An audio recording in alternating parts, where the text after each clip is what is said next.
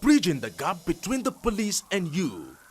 Apart from road accidents, what other cases do you normally record on a daily basis? And I think basically our own duty is to ensure that the accident rate is minimized. Then again, as it will be very difficult for us to prevent accidents completely, when they occur, we should give prompt medical attention, first aid attention to the victims as we rush them to the hospitals where they could be further treated. There is also our responsibility to get the road cleared of obstructions so that we don't attract additional hazards on the road. But in the course of doing this job, definitely there are other things we may encounter. And that is why working with the police will be of good benefits to the nation, in the sense that whenever we have information on security, such could be passed across to the relevant authority. You could have people moving NEPA cables on the highways. You could have armed robbers on an operation that you could use radio to inform the control to assist in saving lives on the road there. Whenever we get across victims needing our assistance on the highways, we promptly assist them. Then we have also been assisting in the areas of tracking down stolen vehicles, because we are always on the road. We could have information to say certain vehicles have been snatched, and that whenever we sight such vehicles, we should let the police know instantly. We may not necessarily follow the armed robbers on the highways, but we could give the necessary information that may be required in tracing the robbers. So how has the merger with the police fared? First and foremost, I would say that we are public officers, we are government officials, and whatever the decision, they look at the issue comprehensively. I think we've really benefited in so many areas. I just mentioned the aspect of night patrol. For now, we have been patrolling with the men of the Federal Way Patrol teams that provide the security backup in the night. I think the issue of suspicion or maybe mistrust that existed before could no longer be the case presently. Do you have any areas of handicap? Now we thank God, even just as we are talking, I'm expecting some new vehicles from Abuja. I just got a radio message that some vehicles will be sent down to us to assist us in our areas of operation. But I feel with more vehicles, more men, more logistics, our impacts will be better fed, most especially in Lagos. You just told us that the Federal Road Safety Corps does not issue vehicle plate numbers. What do you think is responsible for the scarcity of vehicle plate numbers? Because people complain that they pay for these things, but they don't get them. What I think it is very important to educate the public on this. The FRSA does not issue number plates to applicants. We produce number plates for the states on demand. And it's not just demanding. The demands must be backed with the necessary payments. If Lagos State government comes to us today to say they want 10,000 or 20,000 or 30,000 plates for Lagos, once we have their orders and we have the checks, we will produce the numbers. So each time people talk of paying for number plates that are not issued to them by the FRSA, we believe is a kind of misinformation. The payment is not to the FRSA. Applicants pay to the states. The states make orders. Once the states make adequate orders, we will produce this, and make this available to them so that they can as well make the place available to the applicants. So if a particular state requires 100,000 plates, but they can only pay for 20,000 plates, we will not say because we feel that particular state requires more than what they have paid for. In that regards, we'll go and produce 100,000 plates. No. And for the Lagos case, there are several times when we will even produce plates in bulk, expecting the orders, in anticipation of their orders. Once they say, oh, we are coming for 10,000 plates, we go into the stores and we release the 10,000 plates. So we are coming for 15,000 plates, we go into the stores and release the 15,000 plates.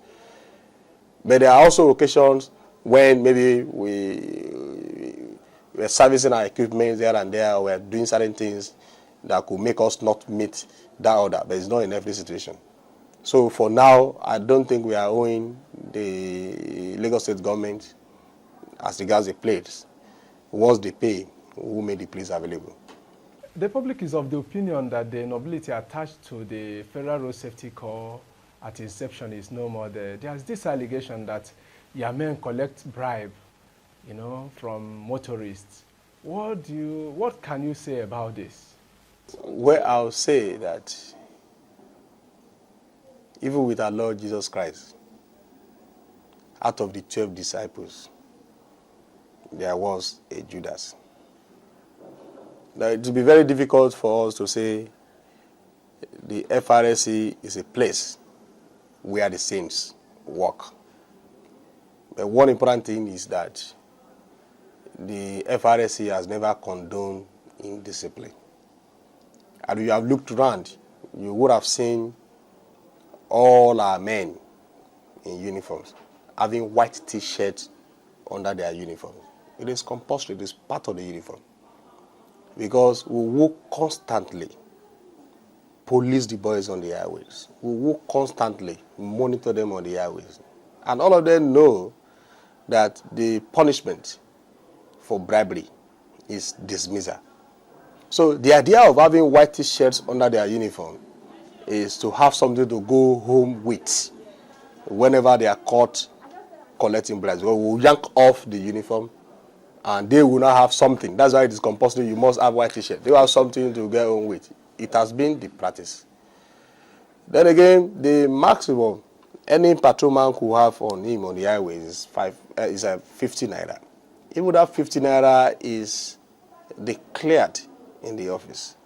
There's a register we call money declaration register. Before you leave the office, you go there and say, I have this 50 naira note with me. This is the currency number of the money.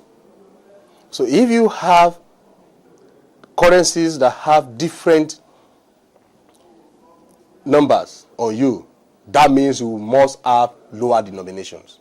Maybe you were on the road with 50 naira, you bought pure water or 5 naira. So you must have 20 naira and 5 naira, or 10 naira and 5 naira. You can no longer have 50 naira or any other money.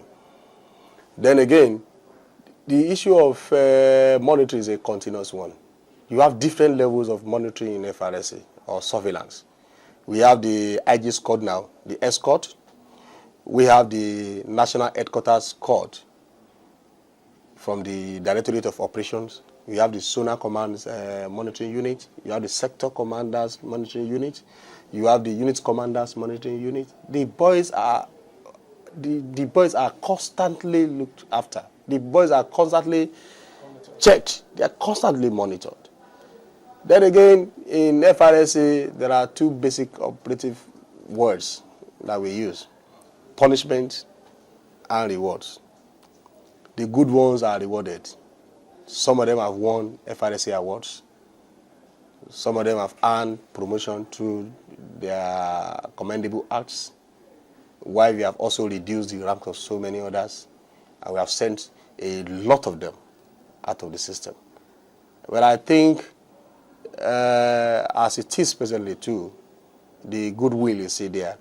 The image of the organization is still quite intact. And so many of us, we always want to strive to ensure that the good name remains. Like me, I've said it severally. I've told so many of my friends, since I joined this call, I've not taken a couple bribe from anybody. And I tell God that when it remains just 1 minute for me to start asking my boys for returns, I should leave the job. So it's a matter of you showing the example. When you are ready to show that particular example, you should be able to follow your boys. And whenever they misbehave, you should be able to punish them accordingly. What is your vision for the Federal Road Safety Corps in Nigeria? It is a collective responsibility. So I would say our ideal is that we should have a corrupt-free system that is able to handle the problems that we do encounter on the road. We should have a relevant agency that should be able to tackle the problems of road traffic accidents and handling of victims on the highways. And we should have an organization that is accepted by the public, that the organization they should see as their own, that they should be free to let us know whenever 1, 2, 3 or any of our officers or marshals misbehave on the highways. And I think we should have an organization that is courageous enough to handle the elites. Because you find so many elites committing traffic offenses in Nigeria, and some of them will even do this with what we call bone face in Nigeria. Once you find maybe a senator or a commissioner driving against the traffic, and they still trying to justify it.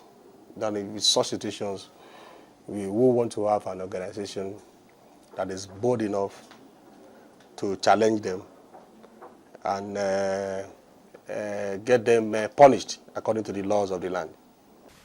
Don't you think that the Federal Road Safety Corps should have a website and email facilities for easier dissemination of information? But I think that should be left for the headquarters of the Corps. But like I told you... No, as your own opinion. No, like I told you, even before people started talking of computers, FRSC started with scientific approach right from the beginning. So as regards the level we could go, I think we have gone far, and we will still be ready to go according to the dynamics. We will want to go at the pace of the world technological development. Now, how about your training facilities for your men? Do you have adequate training facilities for new intakes? But I think now that should not be a problem, because FRSC is now a part of the police family, which means all the police training facilities are also facilities that are open to our men. We are of the same family now. How about your strength? The existing strength of the FRC? And I said the other time that with more men we'll do better. Okay. We just watched a drama presentation by the youth wing of the Federal Road Safety Corps. How do you assess their general performance? Do you think these youth have any hopes for job opportunities with the road marshals after their service here? Well, I'll say it has been good. You know, the FRSA has 3 cadres. We have the Road Safety Club in primary, secondary, and at the NYSC level. You see, the idea is to inculcate safety consciousness right from the youth. In developed world, people learn the rules before they start driving. In Nigeria, it seems the opposite. People will first drive before they start considering the rules. So at the roundabout, what do you say is the rule. Who do you say has the right of way at the roundabout? The man has started driving. But we believe we should be able to change that kind of arrangement. That is why we're now going to the primary schools to teach pupils, and that is why we will appreciate if the federal government could make road safety as part of the school curriculum, so that people will start learning before they even contemplate holding the steering, which will be very important. And these have been quite successful. I remember when I was the center commander of your state in the 90s, I used to receive some funny letters from some primary school pupils. Well, I remember two particular ones that I received from Bodija International School, and another one from this University of Ibadan demonstration school. One was reporting the mom. I say, the sector commander, mom takes us to school. Dad does the same thing, but mom is a very bad driver. She overspeeds, and you find her driving against the traffic. Our house number is this. Our telephone number is this. Mommy's car number is this.